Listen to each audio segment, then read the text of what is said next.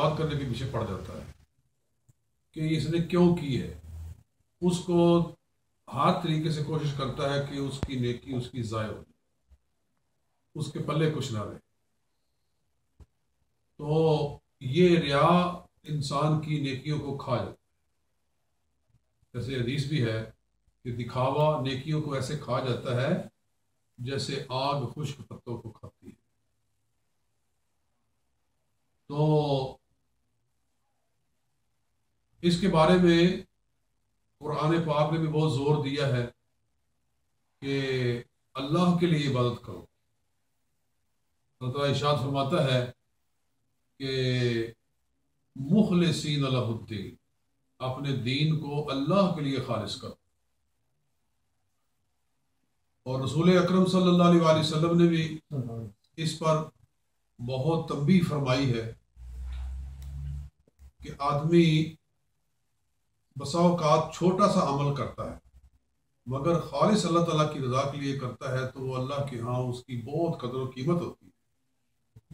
اور بہت لمبے چوڑے انسان کام کرے مگر مقصد اللہ تعالیٰ کی رضا نہ ہو تو اس کی کوئی قدر و قیمت نہیں۔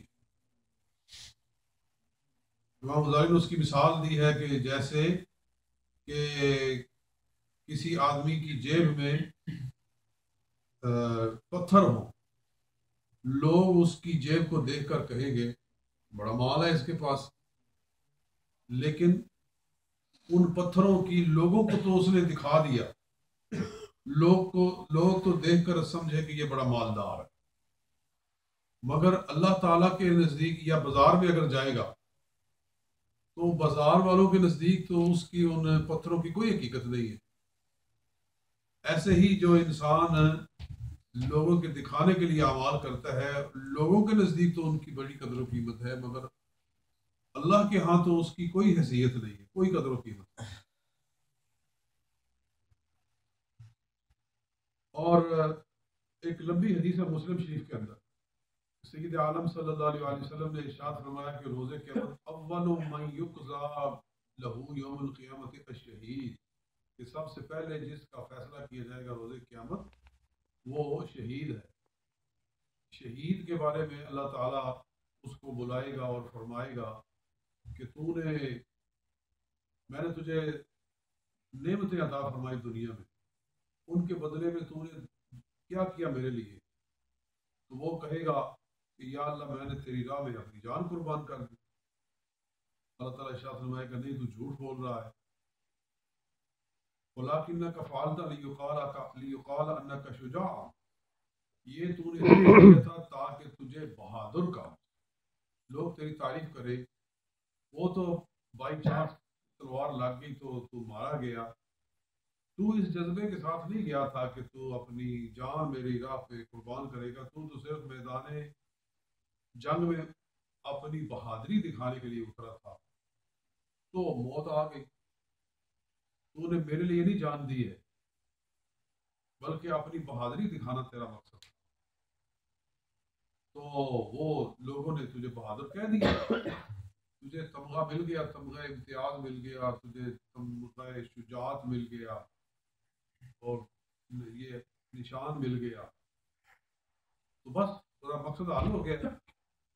تو اب تیرے لیے میرے پاس کچھ نہیں ہے، اے فرشتوں پکڑو اس کو جہنم میں پھینک، تو اس کو جہنم میں پھینک دیا جائے۔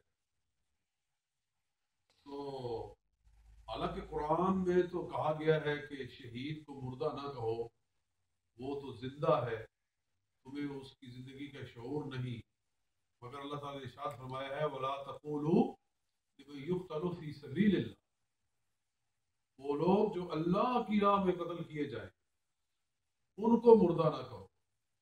اللہ کی راہ، اللہ کی راہ میں تو پھر اللہ ہی جانتا ہے کون اللہ کی راہ میں قتل ہوتا ہے۔ اسی لیے یہ معاملات جو ہیں یہ قیامت کے دن فیصلہ ہوگا کہ ہمارا کون سا عمل اخلاص کی بنیاد پر تھا اور کون سا دکھاوے کی بنیاد پر تھا۔ دنیا میں فیصلے ظاہر پر ہیں اور آخرت میں فیصلے باطن پر ہیں۔ دنیا میں جو انسان ظاہری طور پر کرتا ہے شریعت اس کو دیکھتی ہے کہ کہ بھئی ایک آدمی نے نماز پڑھی، اس کے سارے ارکان صحیح ادا کیے ہیں، رکوع صحیح کیا ہے، قیام، قرات، ہر کچھ سب کچھ صحیح ہے، تو ٹھیک ہے، شرعی طور پر نماز پوری ہو. لیکن اللہ کے ہاں وہ کیسی ہے، قابل قبول ہے نہیں ہے، یہ فیصلہ پھر بعد میں. اور اسی لیے وہ بھی حدیث ہے کہ بسا اوقات نیکی گناہ بن جائے گی اور گناہ نیکی بن جائے گی، نیت کی وجہ سے. نیت اچھی ہے تو گناہ نیکی ہے.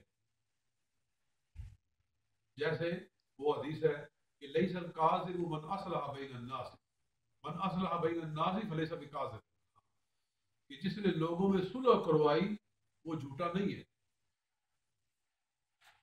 وہ جھوٹا نہیں. یعنی بسا اوقات صلح کرانے کے لیے بندے کو جھوٹ بولنا پڑتا ہے کہ بھائی تو اس کو برا کیوں کہتا ہے، وہ تو تجھے برا نہیں کہتا، وہ تو تیری بڑی تعریف کرتا ہے. تو اس کا دل نرم کرنے کے لیے تاکہ یہ اس سے صلح کر لے، بسا اوقات بندے کو ایسی بات کرنی پڑتی ہے. وہ ہے جھوٹ مگر اس کی نیت اور اس کا مقصد چونکہ اصلاح ہے، اس واسطے اس پر اس کو ثواب ملا. اور آدمی سچ بولتا ہے مگر مقصد اس کا عزت اچھالنا ہے، غیبت کرنا ہے، تو وہ گناہ بن گیا. تو نیت کی وجہ سے نیکی گناہ ہو جاتی ہے اور گناہ نیکی.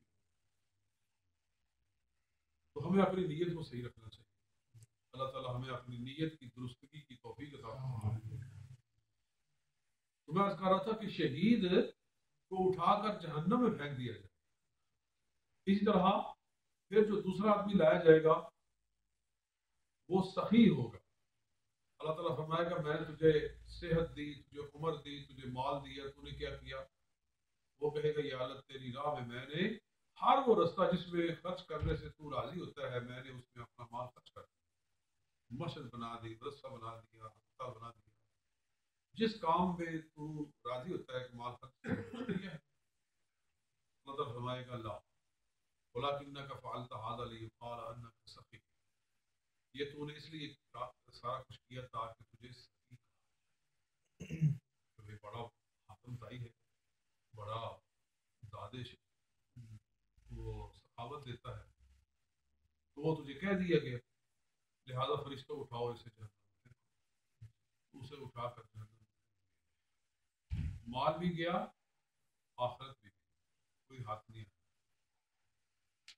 اور آج ہم دیکھتے ہیں اس طرح کے لوگ کہ وہ پیسہ دیتے ہیں مگر اس کے لیے انہوں نے پہلے سے فوٹو سیشن تیار کیا ہوتا ہے. یہ جی یہ 2000 کا 2000 پاؤنڈ کا یہ چیک فلاں آدمی فلانی چیریٹی کو دے رہا ہے جی. اس کے لیے پہلے سے کیمرہ مین کھڑے، وہ اس کا فوٹو بنائیں گے اور اس کو اخبار میں لگائیں گے.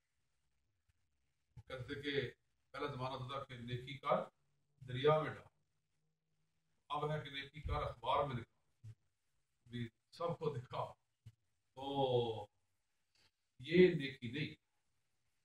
اس طرح تیسرا آدمی جس کا فیصلہ کیا جائے گا وہ قاری ہوگا. قاری. اور قاری آج تو کہتے ہیں قاری کہ جو قرآن پاک مسعود پڑھے، مگر دور صحابہ میں قاری سے مراد ہوتا تھا عالم، کہ جو قرآن اچھا پڑھتا ہے. مراد یہ تھا کہ جس کو قرآن زیادہ آتا ہے تو قاری بمانا عالم ہوتا تھا. اسی لیے قاری کے مقابلے میں امی ہوتا ہے. امی کا معنی جاہل اور قاری کا معنی پڑھا لکھا. تو روز قیامت فیصلہ ہوگا تیسرا آدمی وہ عالم. اللہ تعالیٰ اس سے فرمائے گا میں نے تجھے دنیا میں بڑی نعمتیں عطا فرمائی، اس کے بدلے میں تو نے کیا کیا؟